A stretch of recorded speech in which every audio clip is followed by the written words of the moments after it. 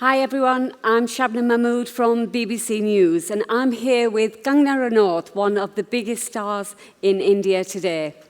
She shot to fame in 2006 with her debut film Gangster, and in less than a decade she's established herself as one of the leading actresses in Bollywood. Her choice of roles has redefined the stereotypical Indian film heroine. Let's welcome Kangana. Thank you, everyone. Thank you. Thank you, Shabnam. First of all, Kangana, I'd like to take you back to your childhood. Tell me about your story. What were your expectations growing up as a young girl in your family, in your village? Well, the thing is, in India, it's a matter of fact that a girl child is seen as a liability, and probably the only expectation is that you grow up to, be a presentable young woman who can get a decent spouse. That's not much of an expectation, but yeah. So what were you like as a child? Pain, I'd say. I wasn't a child that an Indian parent would like to have. I was quite rebellious. And I didn't see myself as, I guess my family saw. I didn't see myself as a liability. I didn't see myself as someone who is, whose purpose of life is just to find a good enough husband who can take care of her. I saw myself as much more than that. You said rebellious.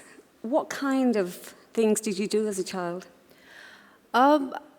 I think I was quite confident of myself, and I had a mind of my own. I liked the fact that my father had a lot of expectations from my brother, and I probably wanted to be that person who he could be proud of, and who could be her own hero. So, yeah, that led to many incidences, including my running away from my house, I guess. Before we come to that, just wanted to ask you a little bit more about your family. Was it a very traditional family? Was there a lot of, the male members of your family, were they treated with favoritism? Yes, I won't say it was an exceptional Indian family. That is pretty much how it is everywhere, where, you grow up in a very, very protective environment. Which can sometimes lead to a little bit of suffocation also. It can just be a little too protective sometimes. Were your family sort of like, they had favoritism towards your brother? Yeah, like I said, in India, a girl child is seen as a liability, so naturally a girl child isn't that celebrated for sure. So what eventually pushed you to leaving home? Like I said, that quest, that understanding of your own self, that confidence that you carry in yourself, that you're a lot more than people think you are, and you want to prove that, and you want to find yourself, and you want to be a lot more than you're believed that you are. So probably that quest. It can't have been easy though. Yes, I've struggled for 10 years. Yeah, that's quite long. What was the opposition like then when you made that decision to leave home? Well, my parents gave me an easy option that if you are gonna, go your way, so there's the highway, and you can probably expect no funds and no support, which I think was legitimate, because, I think that was a fair option. Was there one particular incident that led to you leaving home? Your father was quite angry with you. Yes, I think I left. I just refused to go to school, and I'm like, I can't do science. I don't want to be a doctor. And he's like, then what would you be? And I'm like, I don't know. So he's like, don't you think you should? I said, give me a year and I would find out. And he's like, I have no money to spend on these sort of hobbies of yours. And I'm like, sounds fair. So you left home, yes, and you went to a big city like Mumbai. Mm-hmm. What was that like when you first arrived there? No, no fairy dream or story, nothing like that. It was quite harsh. And, I was nothing like I am today. I couldn't speak a word of English. And in England, people might be understanding of that, but in Bombay, they're not very forgiving. If you don't speak English, how do you expect to work in Hindi films? Well, that was an obstacle, I'd say. You overcame that obstacle, but you overcame many obstacles because it wasn't easy to establish yourself. What did you want to do the minute that you arrived in Mumbai? Did you think, I want to be an actress? Or did you have to go through various stages like, modeling? Oh, yes, various stages, various auditions. I ended up sleeping on the pavements, and I didn't have food to eat. And my father would call, he's like, so did you learn your lesson? I'm like, no, you better get ready to learn yours. So it took way too long, and I think for him to learn his lesson, 10 years, he was like, okay, fine. But I think I finally made my point clear. But yes, it was just one of those ordinary struggling stories where you're, there's a string of incidences or accidents, one after the other, one worse than the other, and then you're like, am I in a bad dream, or it's just... so yeah. You're known for being very honest and very outspoken to the media. You're a great role model for the modern, independent Indian woman who goes against the traditional norms. How important is that for you? Well, honestly, I really don't know how to be any other way. I mean, I find a lot of pride in being who I am, and that was the case from my childhood. Like I said, my parents saw me as someone else. They saw me as someone who was a liability, but that didn't change my understanding of my abilities and myself. And when I came to Mumbai, they saw me as this village woman who had a weird accent and weirder appearance, I guess. But I didn't see myself like that. I thought of myself a lot more than just, I am a lot more than my appearance or my age or my color or my hair. And that is how I saw myself, and it'll never change. And why would I want to hide that? I let that be there. For people, sometimes they find it too much, sometimes they like it. I mean, that's just the way I am. What are expectations for girls now compared to when you were growing up? And that wasn't a very long time ago, was it?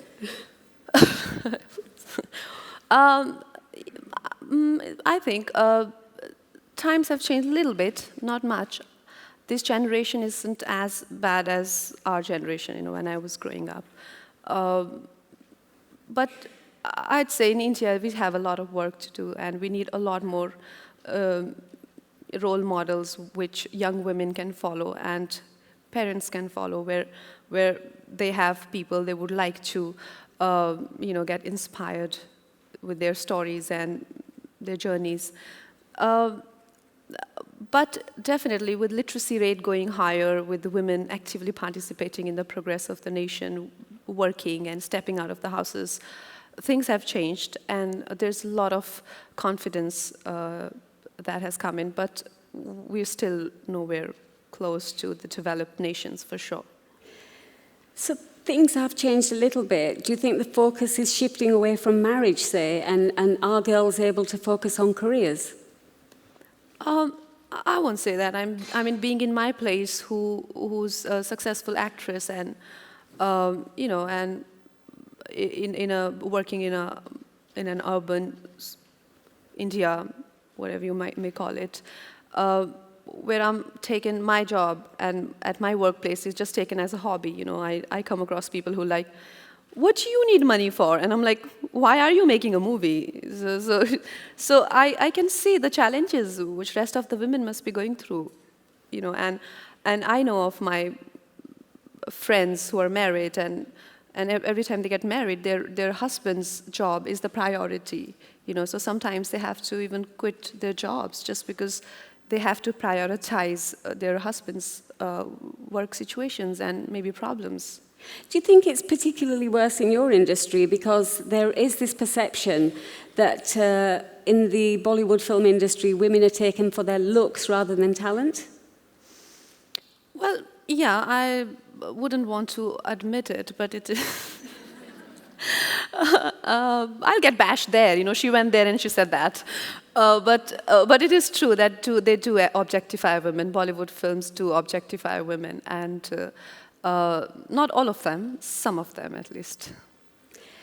Sexism and misogyny against women is an issue that all patriarchal societies have to deal with. Yes.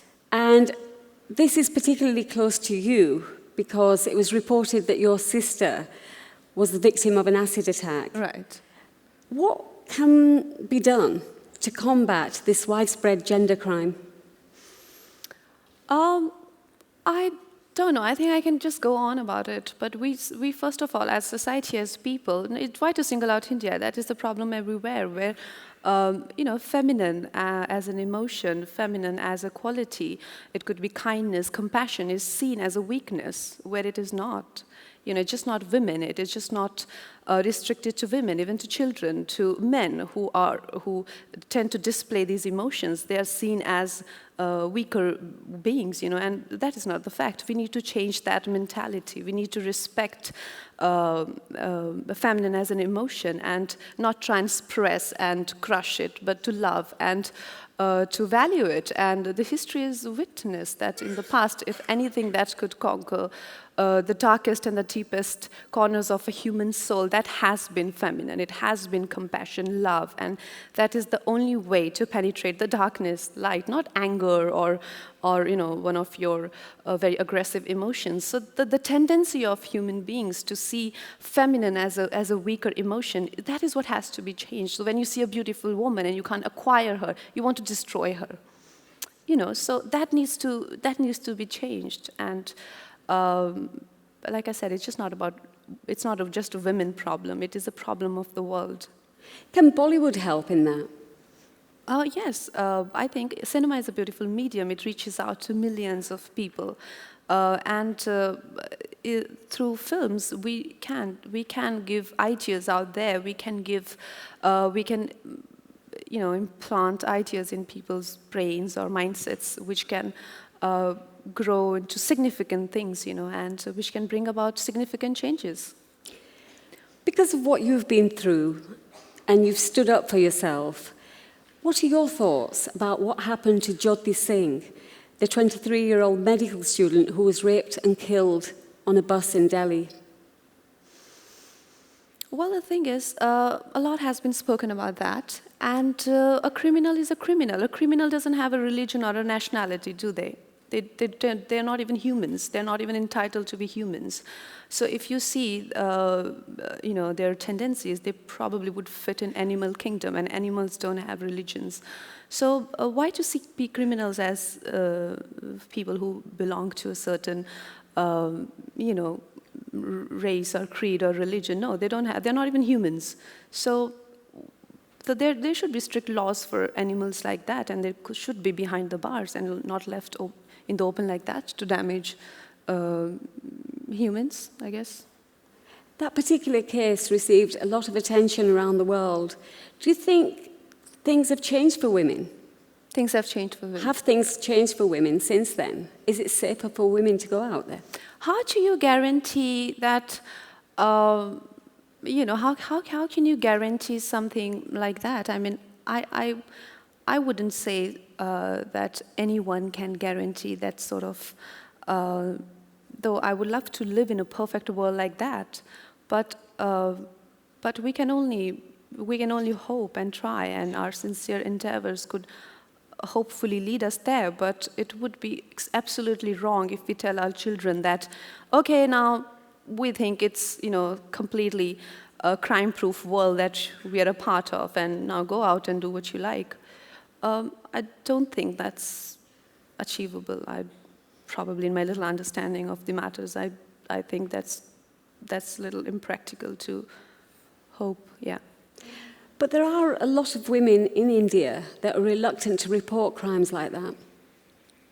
Yeah, I think that is the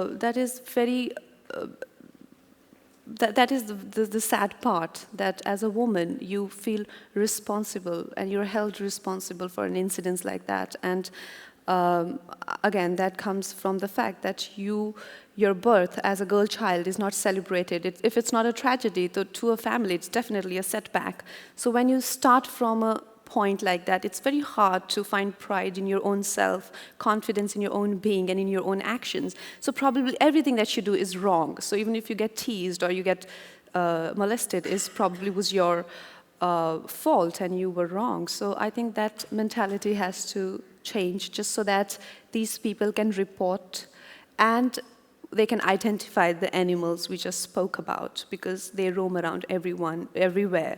And it's not just in, not in every class. The crimes happen in all classes, Coming back to Bollywood, what is the future for female actresses? Are they going to be taken seriously? They're going to be taken seriously. Well, I don't think we need anyone's approval about what we do as actresses. I feel it's a lot more important for women to accept themselves as opposed to others accepting them. You can't be hoping to get others' approval on what you do.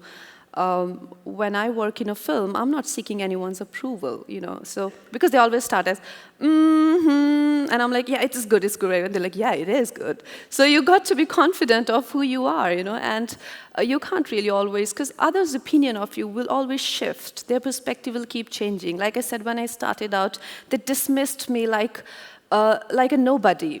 And today I am who I am because my understanding of myself never changed.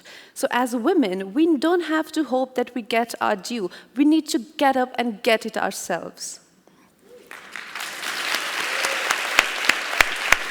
Thank you. And finally, Kangana, what else is in store for you beyond acting?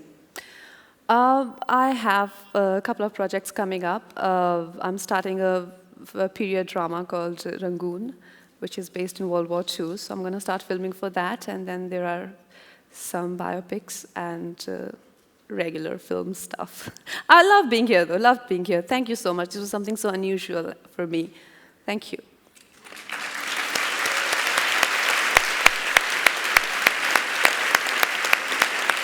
Thank you, Kangana. Thank you. And we'll be taking a 20-minute break, but please be back by 5:10 promptly because you don't want to miss Cara Delevingne with Rupert Everett, Mari Black, and Malala Yousafzai's parents. Thank you.